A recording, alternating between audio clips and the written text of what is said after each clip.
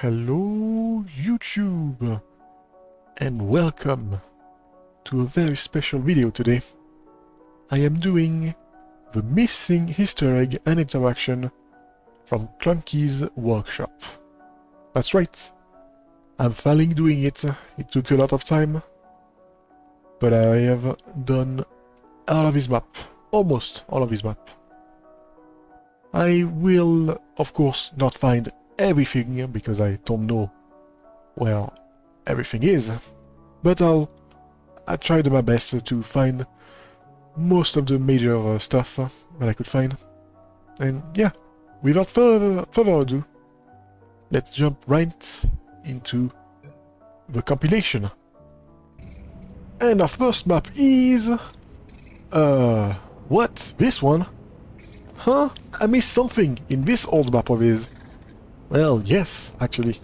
I actually did miss one little sneaky place, because when you put the cube on the button, a place up here opens up with a turret in it, and a couple of buttons. When you press this one, there's a light bridge, and when you press this other one, you die! Hooray! Alright. Let's start for real this time. In this map, I have missed 3 interactions. The first one is the door at the beginning. I don't think I need to backtrack. The second one is on top of the stairs.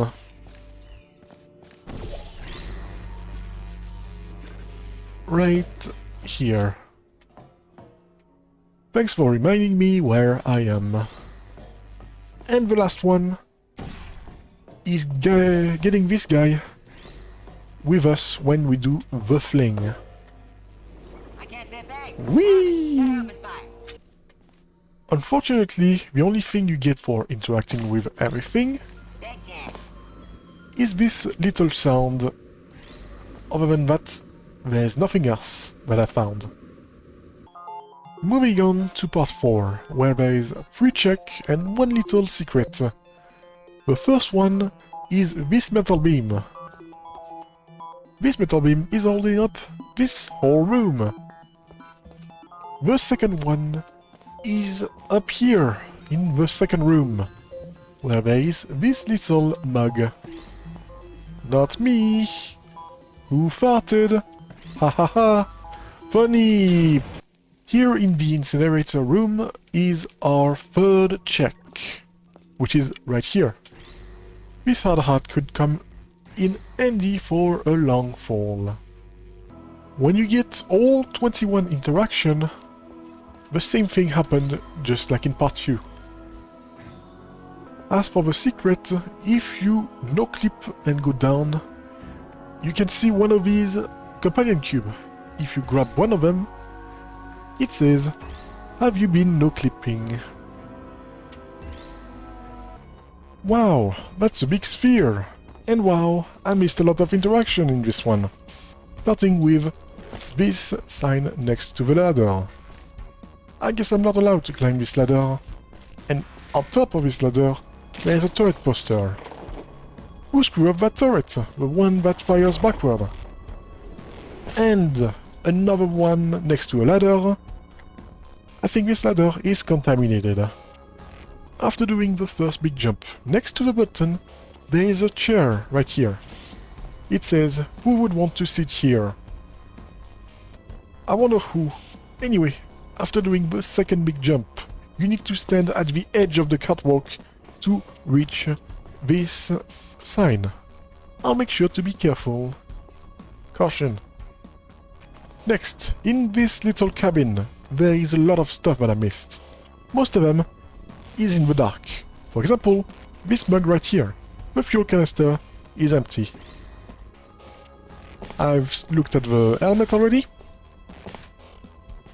But then, on the left side, at the left side of the house, there is, I think my partner died too, another mug, and the same mug that says the same thing as the first one. Then, there's more inside the house. There is a chair that I did not look. The chair is covered in grime. The rusty wheel slides the wall open. When you press the button, you can look at this board that says splinters, and then there's writing.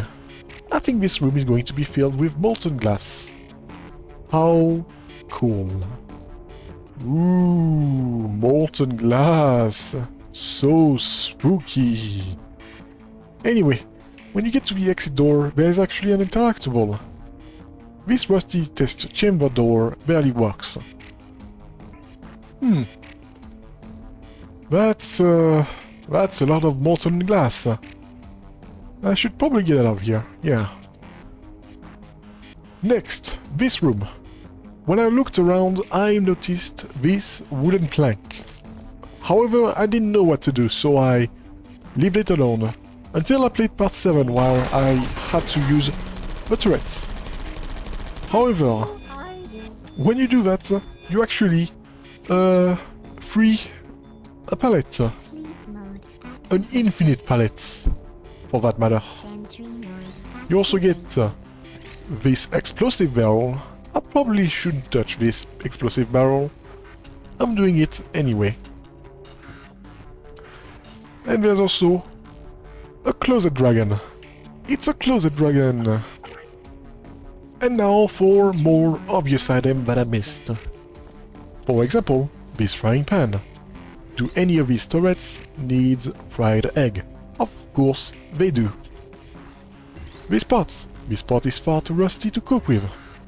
And the washing machine. I think this washing machine is broken. There's also this. I don't know if I actually looked at it, but yeah.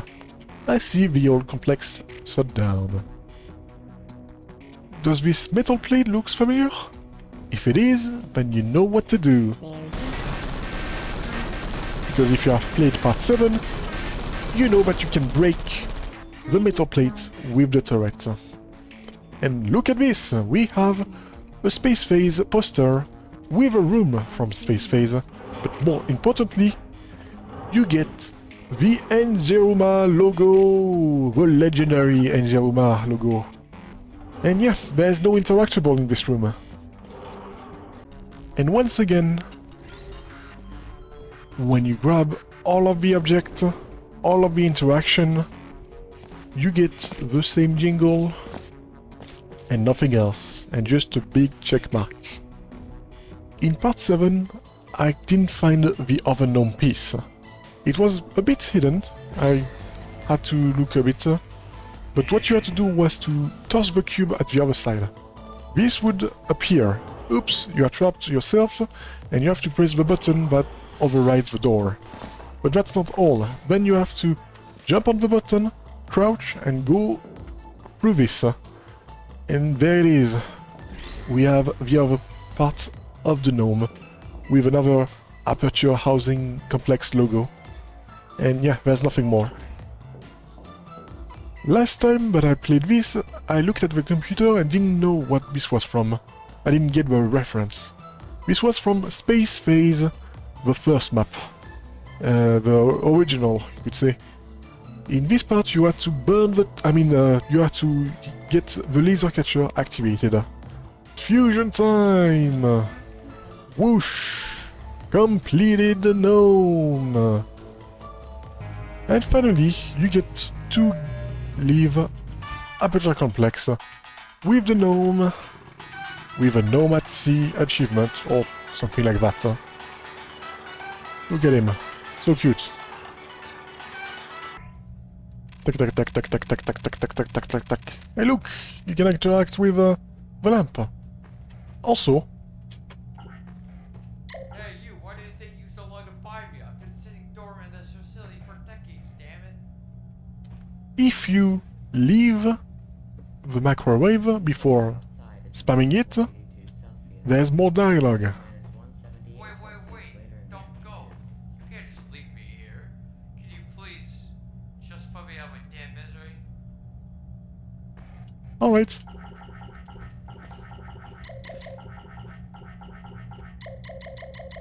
Yes, just like that. Bam! If you grab a plant and water it in the bathtub, bam! Overgrown plants. Yeah, that's it. Just plants. Epic. Now, the vent. So, last time I was way too late when I tried to get the vent dialogue. This time, I'm just gonna shut up and let this play out. What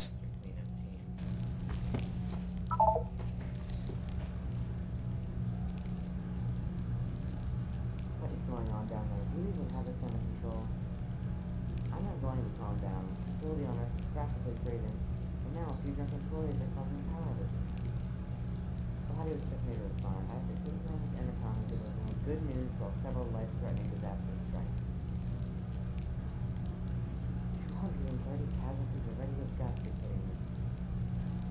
What do you mean you fired the complex escaping? We're gonna get another lawsuit on our hands from our current stupid partner. Absolute moron. You know not. Well, I think I will be handled. Attention, please. When everything goes to flame, this door will open. There's the Enjeruma logo in it, and there's more gnome. If you bring the gnome to the other one, you get the rescue party achievement. It's been a while since I came into this map. Welcome back to Snow Vector, the map where I thought I got every single Easter egg, but Klunky said that I missed one. And that one is under this pile of snow. You need to melt it with the laser and you get access to the second radio. Then you have to go all the way up here to the ladder and you will hear another message. That message is this. This may be my final message to you all. You must now evacuate the facility. We were not able to shut down the reactor. Well, I have at least tried. I know you must be angry with us. I am too.